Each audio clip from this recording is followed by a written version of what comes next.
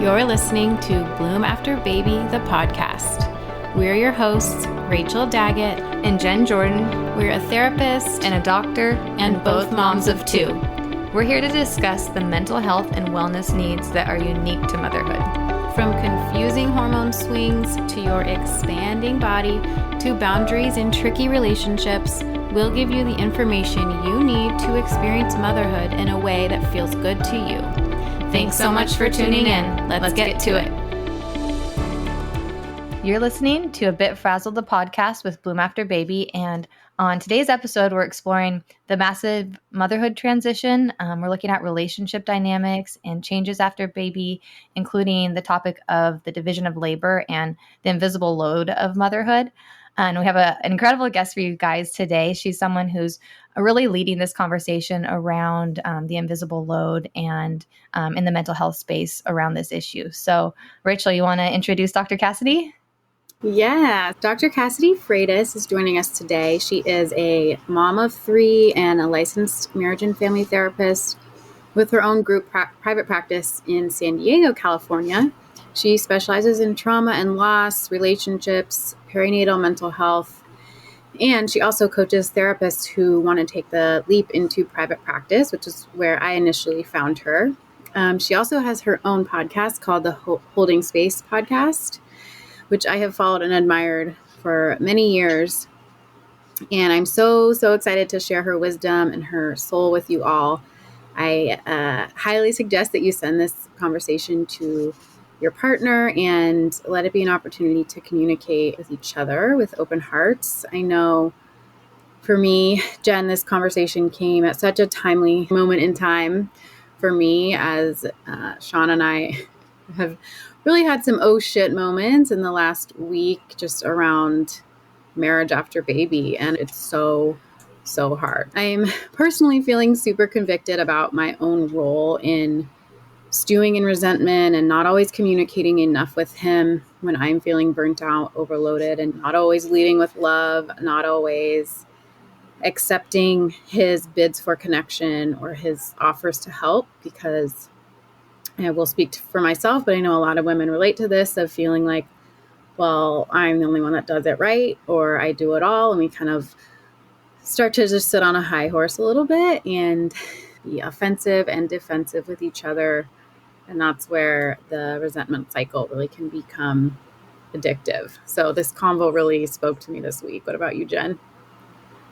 Yeah, definitely. Same, definitely the stage that we're in too, with our kids being kind of similar ages. I think we're going through some of those relationship strains that you face in early parenthood. And Dr. Cassidy, I mean, for everyone listening, I think she really can be such a great resource. I found her early after my second daughter, and she was one of the first people I started following on social media, one of the first like perinatal mental health accounts. And she is such a great resource because she really brings mental health teachings to the social media platform, things that are really like difficult concepts, tough conversations, uncomfortable topics to face with your partner, and something that you really need a lot of guidance. And it can be really hard to find that professional guidance. She is a professional, but she meets that professional expertise background with the social media platform and does such a good job of helping to break down some of those really tough topics using that tool and that resource. So I would definitely recommend that everyone check out her Instagram and then also her podcast, like you said, Rach, that she has a great podcast where she discusses these topics too. So we're so lucky to have her with us today, and we're excited to share her insights. So let's get to the conversation.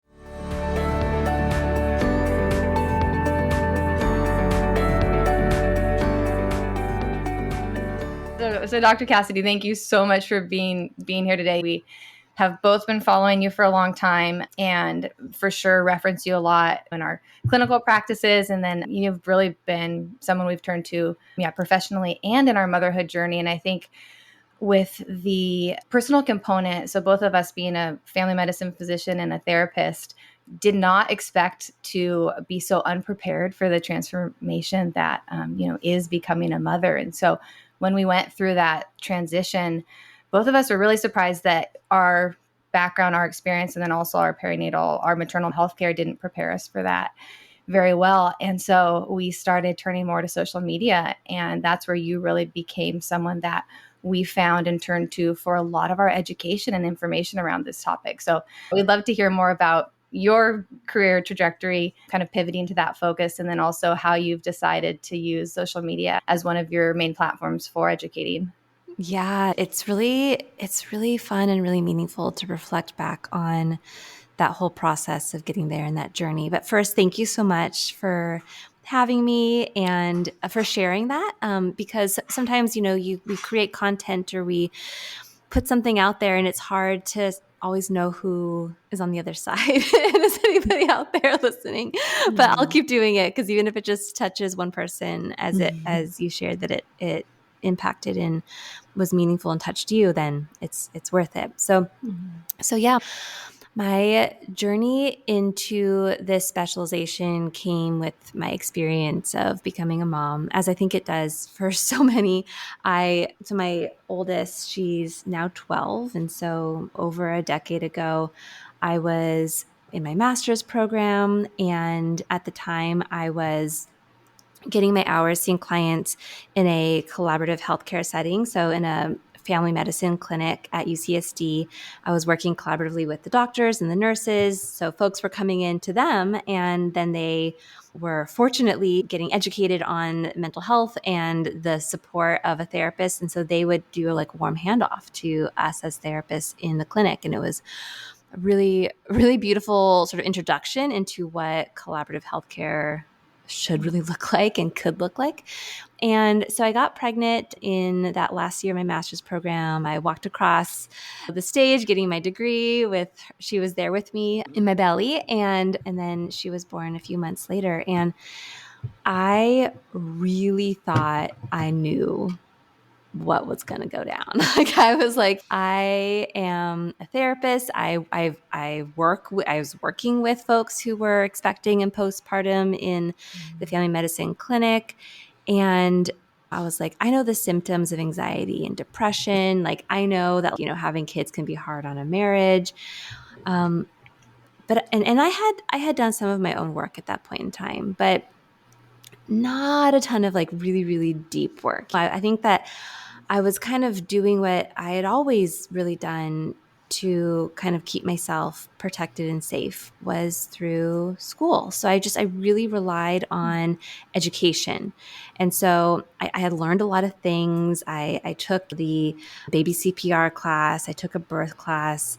I made a plan, right? Like, I had a plan for what I wanted the birth to look like. I did a lot of, research on what I needed to put on my registry. And I think that now I understand that there were a lot of my perfectionism, kind of smart kid, straight A student parts of me that were showing up in my plan for birth in this way, because I was like, that's how I'm going to stay safe. This thing feels really brand new. And what I know how to do things is by preparing and studying and taking the classes and having the perfect registry. And I'm going to A+ this birth, this postpartum. Right. Yeah. And with all that, right, with perfectionism, with these sort of high achievement kind of drives, comes some rigidity too, right? And so I had a pretty rigid idea of what I wanted birth to look like. And I really focus on that, right? That's something that I could focus my energy on. And right, then all the rest of it, right? Like breastfeeding, that's natural, right? I always wanted to be a mom. I've babysat before. I've pulled all-nighters at school. These things, I'll be fine, right? So I hired a doula that also shared some of my rigid views of what the birth was going to look like. And I went into it again with these rigid ideas and a lot of pressure and a lot of high expectation. And then things hit the fan and it didn't turn out as I anticipated. It ended up being an emergency cesarean belly birth that I call it now. And it was traumatizing. I remember the doula, she left because I had hired her because she had these, I've never had a C-section, very quote unquote natural birth, vaginal birth, right? And now I understand there's so many beautiful natural ways for a baby to come into the world. And that was through my belly. But she left, and I remember the look on her face. That was a part of the trauma for me when I finally said, let's do the C-section, right? And I was so exhausted. And when they pulled her out, my husband was like, she's here, look at her. And I turned away. Like I couldn't even look at her. I couldn't even open my eyes. And that part of the birth and the look on my doula's face and like my husband saying, look at her. And like his anxiety of like, why aren't you looking at her? Those two. There was a lot of EMDR therapy work later on around those experiences. And then that kind of, set this stage for what came after, right? I was like, okay, well, I really felt like my body had failed me and I had failed her in this first experience. And so the way that I coped with that was those parts of me, the perfectionism, the rigidity, the need for control, anxiety. So always being on alert for the bad thing that's going to happen just ramped up. So now I'm struggling with a traumatic birth experience that just quickly got brushed under the rug to now cope with, well, I failed that. So now I need breastfeeding. I became so rigid about the feeding experience and journey and was not open to supplementing, right? It was like, this is going to work. And then I got mastitis and then I had plugged ducts and then she was colicky and then we weren't sleeping and my anxiety just, it really took a hold of me and kept me. I had intrusive, scary thoughts. I struggled to leave the house. My husband, who had a history of depression, was experiencing what we didn't know at the time but now we understand was postpartum depression as a non-birthing partner, which is a real thing. And so we're both struggling, and my identity as a therapist kind of kept me from getting support. I felt a lot of shame. I'm struggling. I can't let anybody see this. This was not part of the plan. This is not the identity as a mom and the image of a mom. And I felt like I wanted to keep my baby safe, but she felt like a little alien to me. I didn't know her.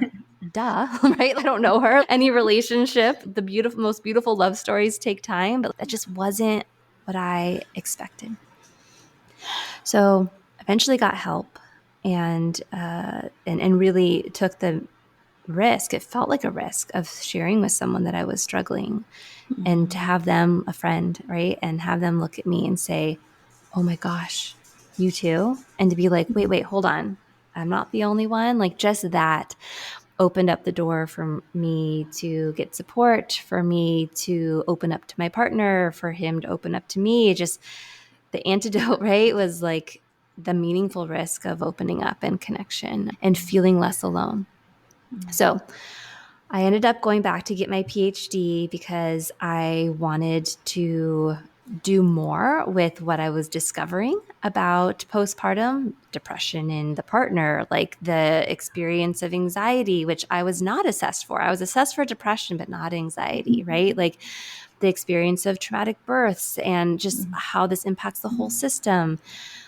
And so I went back to get my doctorate and did all my research on the postpartum experience. I published research on postpartum depression in dads because that was not something that was in the research. It was definitely a place where we needed more information. And then I graduated and I got my license. And I was like, okay, what do I do with this now? And let me back up a little bit that actually while I was in my PhD program, I was on Instagram and social media as a blogger because I was able to activate my creative identity through that. So for example, I partnered with Pottery Barn Kids once, and I organized and directed a photo shoot for them where parents could come up with costumes that went with some of their Pottery Barn Kids costumes. That was like a really fun project I was working on. But here's the thing.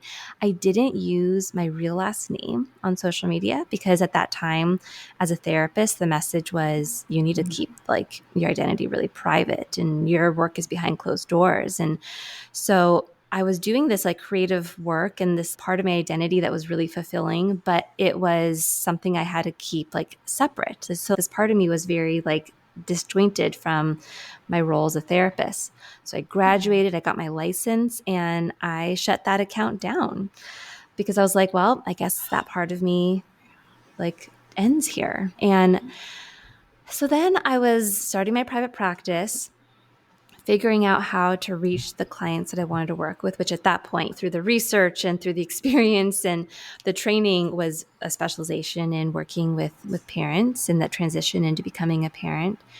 And I was like, wait, I actually know how to reach folks.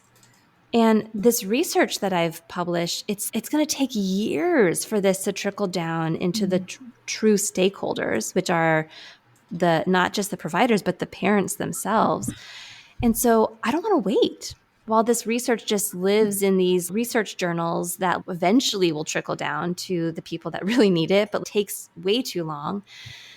And so I very cautiously stepped into social media. I mean, at the time, there were not a lot of therapists on Instagram. This was back in 2000, like 20, gosh, let's see, 2013, 2014, 2015.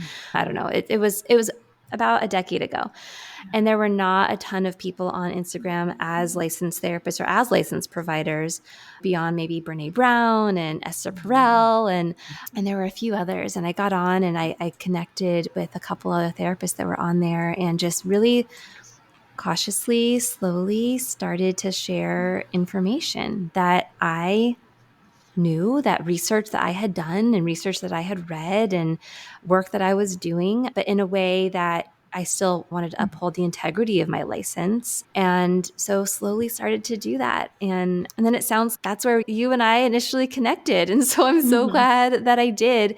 But it was really scary. And there was a lot of unknowns. And then eventually I was also teaching adjunct, and I loved teaching therapists, and I wanted to connect with therapists in ways and teach them things that I had learned along the way in starting a business. And so I know that you and I, Rachel, had also connected in that way because I have a podcast and some courses for therapists on utilizing Instagram while upholding the integrity of your license, right? Like how to market and reach those ideal clients, about podcasting and blogging and all these things. So eventually my identity got to coexist, all these different parts of me, but it was fragmented there for a while, as was my identity in the transition to becoming a mom, felt really fragmented. But opening up, connecting, getting that support was very meaningful for me. And so I wanted to provide an opportunity and a space for that for other parents as well. So amazing, Cassidy. Your story is so inspiring.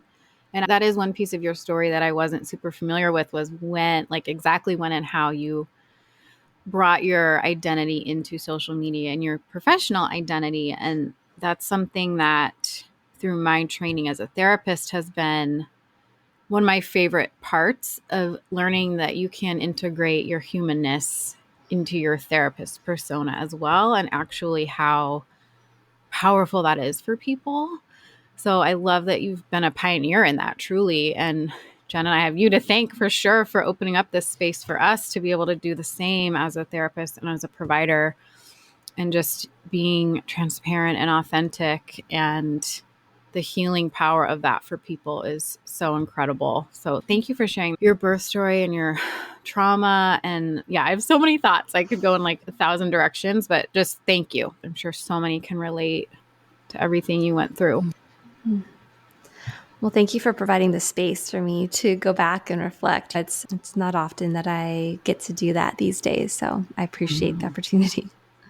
I would definitely add that we've been so impressed. And again, I think that you're kind of leading the field in the component of making this transition to social media really about education and, like you said, upholding your credentials and the ethical components with it. But I think also you have such an artistic skill, and you talked about kind of the creativity that you've been able to express with the Pottery Barn collaboration. And that's something too that I think we've found so inspiring too. We've been a little bit rejuvenated by having this sort of creative, less formal outlet for something we're passionate about, but also can bridge the gap or merge the lines between your professional work and your personal life and interests. And you've been someone who's been really inspiring in what that can look like.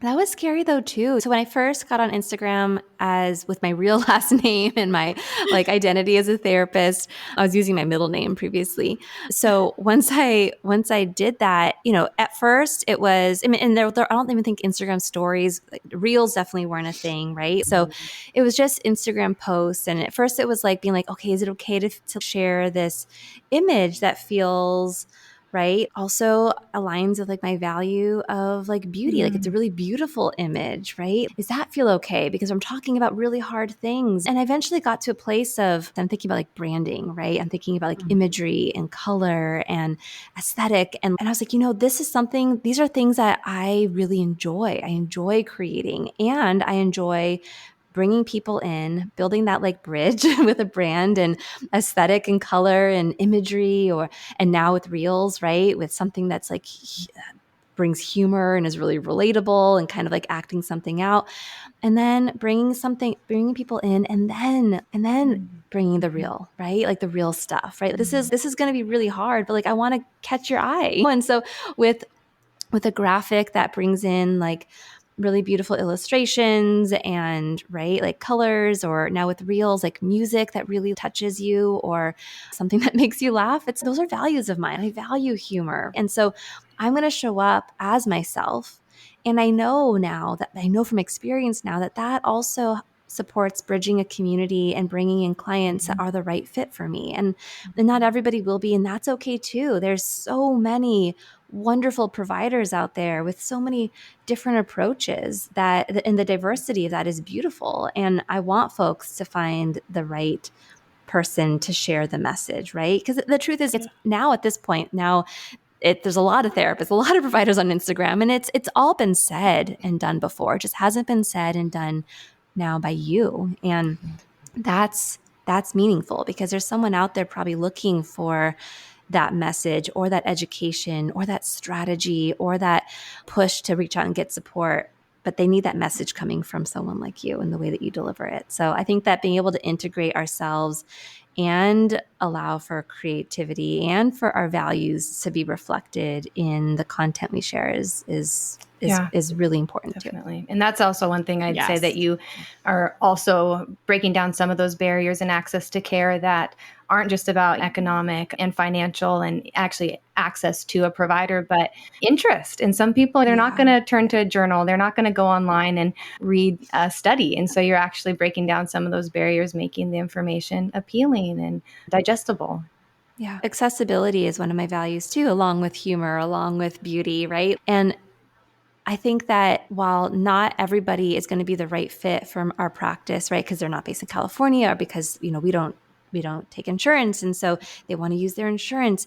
And I think that what we can do here is provide that support and education in a way that builds that bridge for someone to get support wherever it is that's going to be the best and most sustainable fit for them. That is deeply important to me. And I think that while social media is such a double-edged sword in so many ways, and there's a lot of things that are problematic about social media, 100%, right? And I think that it's important to talk about those things too on the app, because that's what people are showing up, right? And having difficult relationships with social media. And I think that it also can be a really meaningful place to make some of these connections and access resources. Yeah, absolutely. One of the things that you mentioned in your story was having historically been in a place of rigidity and perfectionism, and how through your professional journey and your personal journey in parallel, you learned to integrate these parts of you that were formerly quite fragmented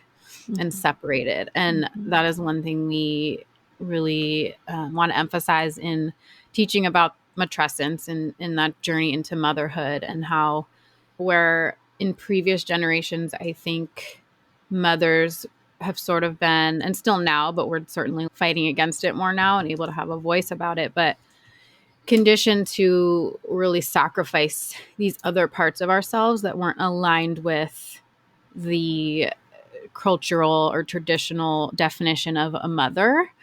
And so I love that you speak to that with your professional journey and how you really have learned to still tap into and utilize the creative part of you and the partner part of you and the therapist and the professional and the mother and the nurturer and the scholar, right? And all these different parts of you you've been able to integrate.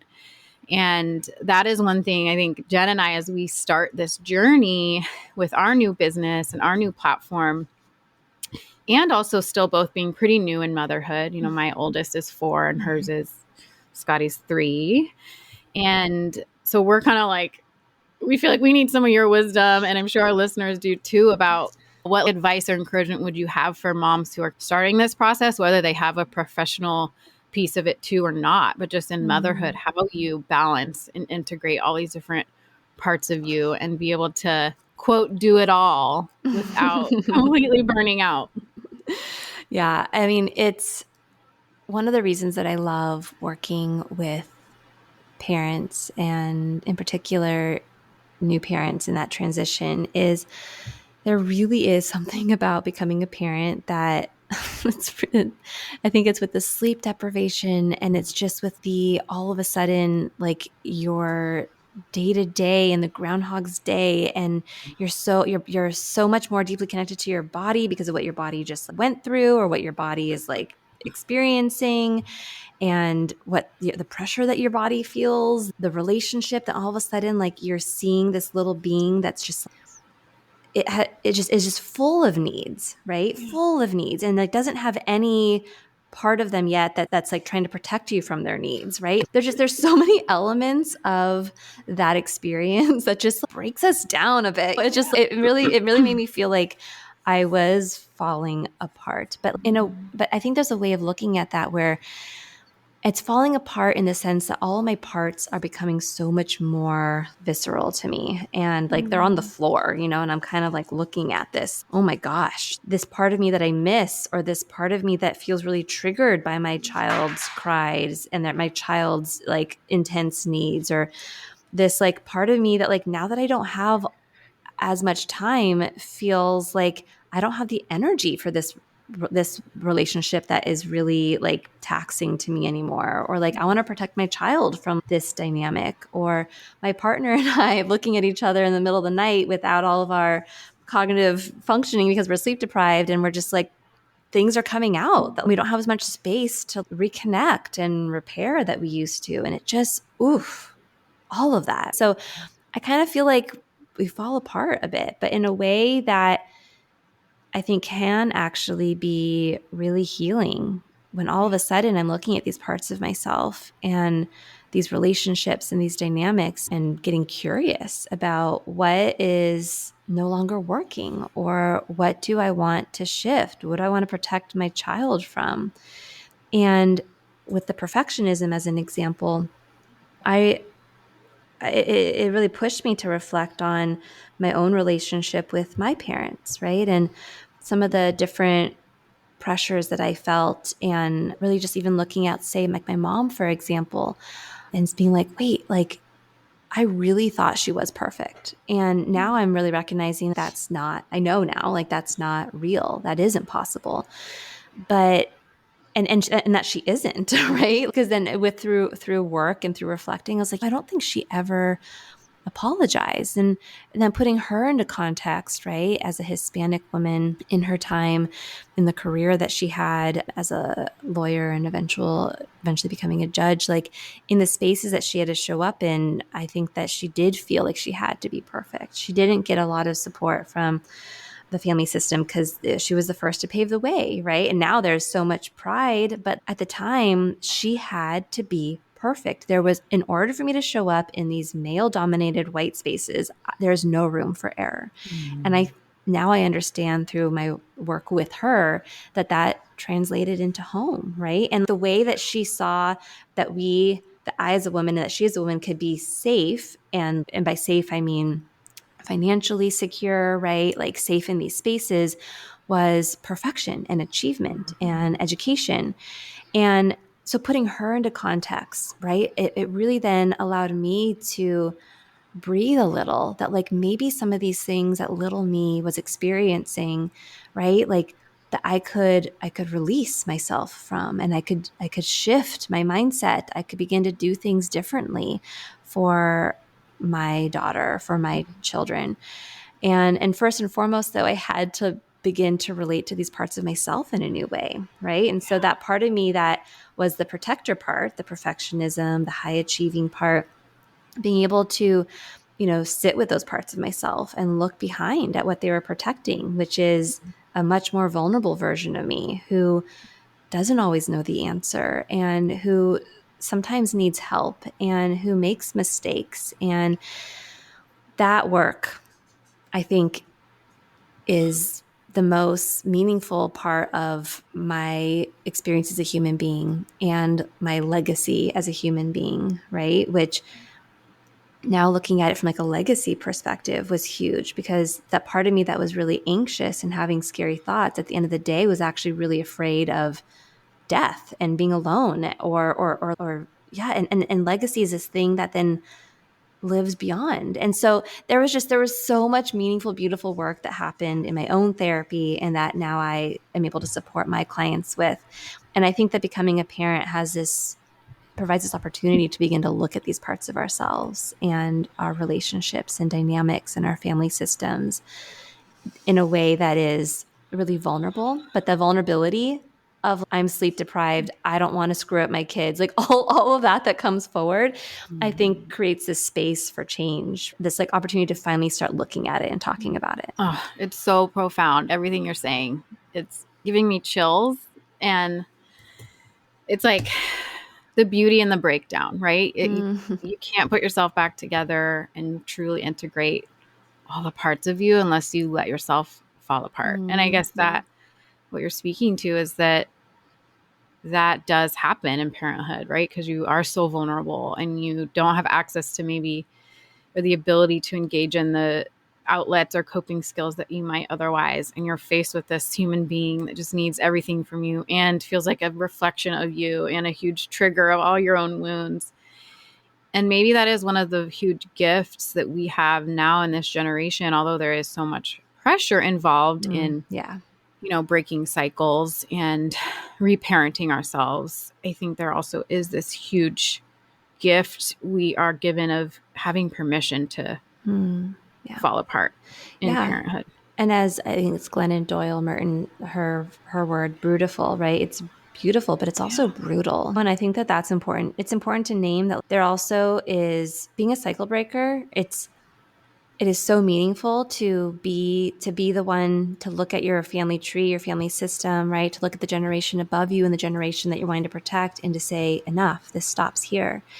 Yeah. And that is really hard work, right? And I don't think that we need to do that alone, right? And so that's been a big journey also just for my husband and I, right? As with each of our own experiences and what we both brought into the family that we've created together. And individual therapy, couples therapy.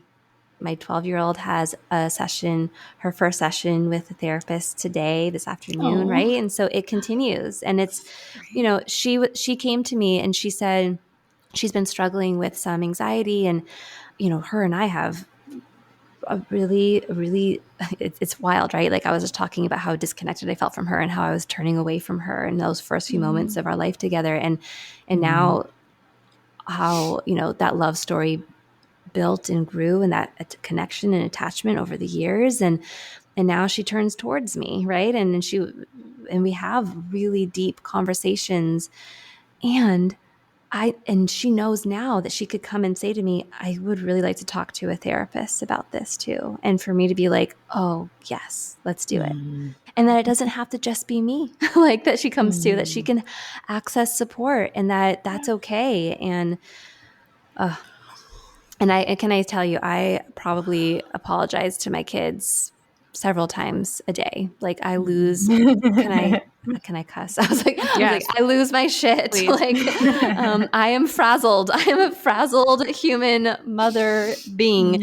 And, and it's like the other day I lost it on my son. I said something like I think I said something along the lines of like, it gets harder than this, dude. Like he was complaining about something, just not my best moment.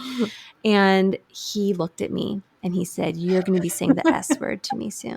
And I my eyes got all big, and he was like, "You're going to be saying sorry." And he stormed off. And it was like, at first I was like, "Oh shit." Yeah. Yeah.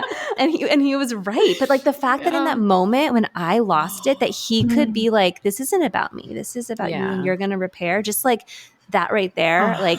It was a super shitty moment. And, yeah. And I remember thinking oh gosh, he's going to be in therapy one day and being like, my mom said it gets harder than this, when I was just, wanting a snack or something. But you know what? But also in that moment, he knew that I would come and say sorry. And that's something, Oh my gosh. Oh, they just always call us on our shit. They do. But they feel safe enough. But he felt safe enough to do that. And that's huge. That's huge, and the acknowledgement of that. It's not about perfect, ever. Mm-mm. And I want to model to them that they don't have to be perfect. And I want to show them how to repair. Because I will say it was really hard for me to say sorry for a very long time. It was not something that had been modeled to me. It did not feel comfortable. It was a really tricky part of my husband and I's relationship. It was really hard for me to say, "I'm sorry." But yeah, I think it was awkward. And then I kept doing it because it felt important. And the awkwardness was just a sign that my brain was making a new connection that it was like, wait, we haven't observed this. We aren't used to doing this. My brain's, I guess, let's make a new connection. Ooh, what happens when you do this, And now it doesn't feel so awkward anymore. But yeah. Well, you bring up your relationship with your husband, and that was one thing we did want to briefly touch on. Well, Jenny, do you want to segue into our question about mental load and invisible load? Oh, no. Yeah, the relationship component of it. I think, so the term mental load or invisible load was new to both of us until entering motherhood, and really until recently. And I think we see a lot of it mostly on social media. I hadn't heard about it in any medical or professional space, but we've noticed that you're someone who's talking a lot about it from a relational aspect. And that's something that's been really helpful to both of us, because obviously that's where that situation shows up a lot. And I think maybe we could even take a step back, and for listeners who aren't very familiar with the term, but you could go over, describe what that even means, and from a relationship perspective too, what it looks like. Yeah, there's the visible load. And in our home, actually, my husband does a lot of the visible load of things. And so he does the laundry, he does the grocery shopping, he does the cooking, he does the dishes. And it's a literal visible load of dishes, a load of laundry, and it's a task that has to be done to run a household, right? With humans in it. And then there's the invisible mental load, right? So that's all of those running tabs that I carry more of, right? Him and I have done a lot of work around this. So we actually have made the invisible more visible, right? So these are now visible loads that he's aware that I carry, but for a while it was invisible. And I would find myself feeling quite resentful that I was the one thinking about, okay, there are social lives and making the connections with parents, and what day is library day? So my kid needs to have the book, right? In the backpack, and what are the appointments that we need to be scheduling, right? Also the kind of emotional, relational load, and being the one that's spending time with the kids, talking about their feelings and about their social life, about school.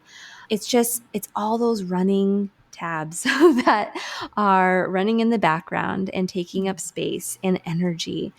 And I just shared a funny reel. We just had those 2 weeks when everybody's home, and it's in the holidays, and that week between, if you celebrate Christmas and New Year's, and it's just a wild week, right? Where you're just what day is it? And probably sick, someone's probably sick. And yeah. And so I shared a reel recently that was talking about that week. And in it, there's a lot of moments where I'm acting out frustration, right? Where it's the mess in the house, right? It's the dog barking during nap time. I'm like trying to get space and I can't because everybody's home all the time. And at the end of the reel, I walk into the bedroom and my husband's on the Peloton, and you like see me like slowly start to lose it. And then there's like an explosion, right? So, I mean, these things are like actually really fun for me to act out. They're actually quite therapeutic to act out. Like my husband's in on it. Like we're doing this, we're creating these things together. And I say that because sometimes people don't have that context and they watch it and they're like, well, why don't you talk to him? I'm like, oh, guys, like I'm a therapist. We are. I'm just acting out what happens sometimes. Anyway.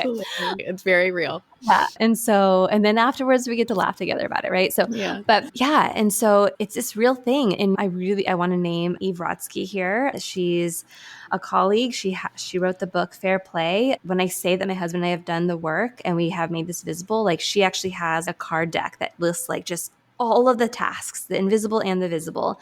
And it's a quote unquote game, but it's a process that you can go through with your partner to identify who's carrying what and making space so that both of you also have space for what Eve would call your unicorn space, where you get some space. And she's got another book called Unicorn Space. And yeah, she was on my podcast, Holding Space, where we talked about this together. And her work was game changing because she's pulled together all the research. She's given terms for this. She's made it visible.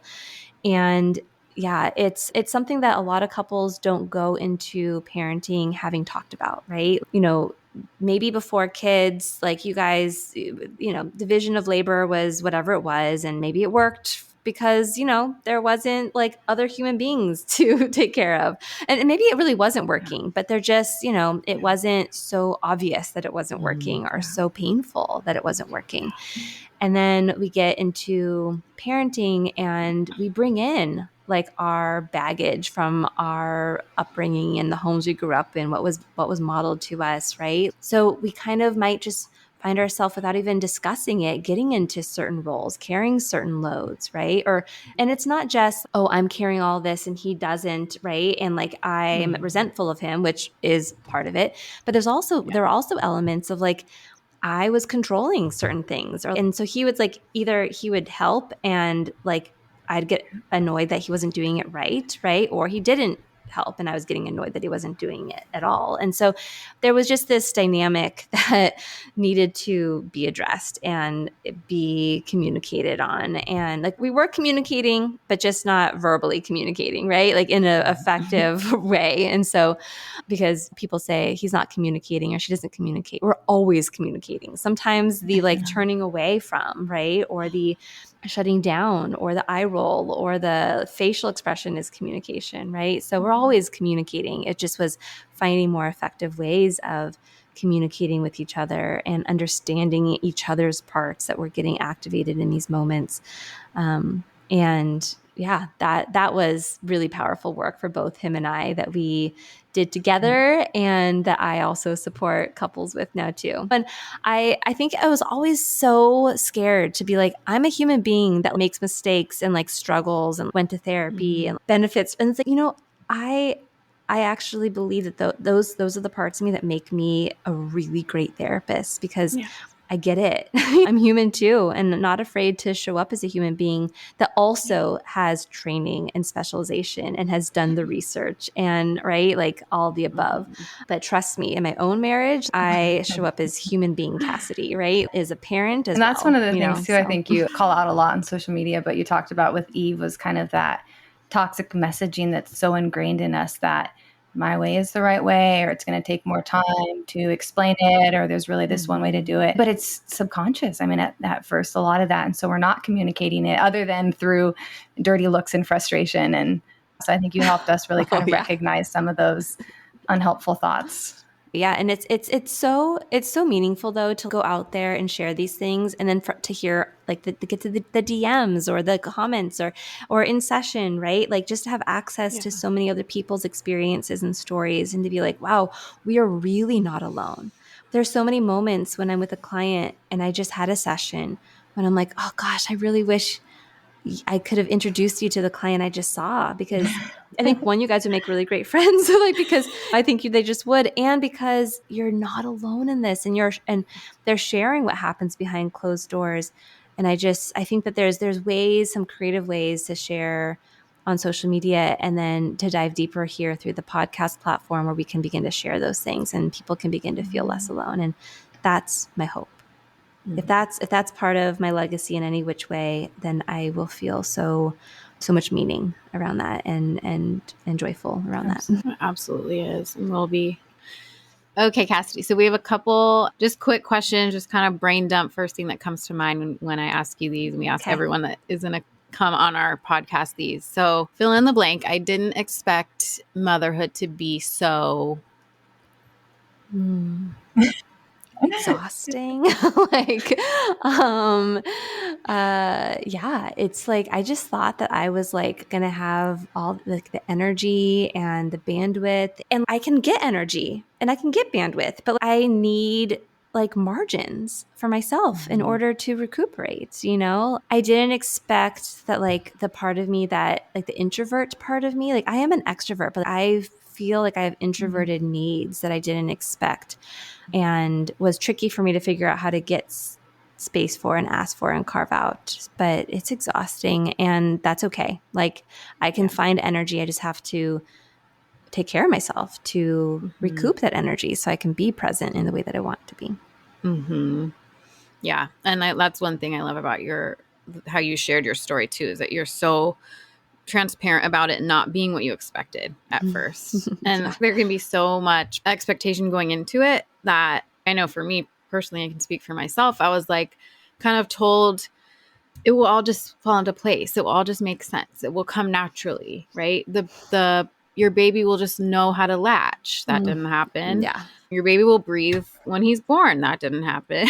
And then it's, what's wrong with me? Because I thought this was all just going to happen and fall into place. And I'm way more exhausted and burnt out than I thought. And so just normalizing that. And again, going back to that, just permission to fall apart, to then bring and yourself I'd say back that together. too. You just talked about it earlier, but the visceral component of motherhood, and the visceral component of some of those tasks, that, like, it isn't just the list of to-do items. It's that in motherhood, so many of those items carry so much emotional weight that is like a different type of fatiguing. Really, they really do. 100%. And just like also overstimulating. Like, I just need sometimes to not be touched, and for it to be quiet, and to get back into my body and like my nervous system to feel like regulated again. And it's hard, but it's so important. Okay, one last question, then we'll wrap up. One thing I wish more new moms knew or knew about. I think that the power of taking the meaningful risk of opening up, like, that was the game changer for me. It was just like letting someone in to some of the intrusive, scary thoughts I was having specifically, that opened up the door to then me opening up about the birth experience, about my marriage struggling, about some of the views of like my relationships that I really needed to get more curious about and take a closer look at. And I think it was just that meaningful risk of opening up. And it feels like a risk because it feels really, really vulnerable.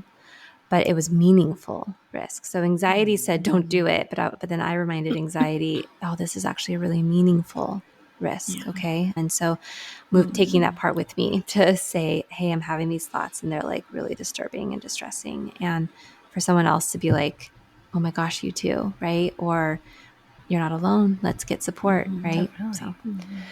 Well, we appreciate you so much opening up with us today. And yeah, I mean, again, you sharing your story, you're really creating that ability for the rest of us to open up. And then, like you said, to kind of approach all of it with more curiosity if we're willing to recognize it. So we can't thank you enough for that work that you're doing for us, for other moms. We mentioned before too that you're doing it all. You have your private practice, you have different teaching platforms, you have your podcast, your awesome social media. So before we go, can you just let people know where is the best place to find you online? Yeah. So Instagram at Dr. Cassidy. My podcast on all, places you can stream podcasts is called Holding Space. And then my website, drcassidymft.com. And I have a group practice and we provide therapy for parents in the state of California.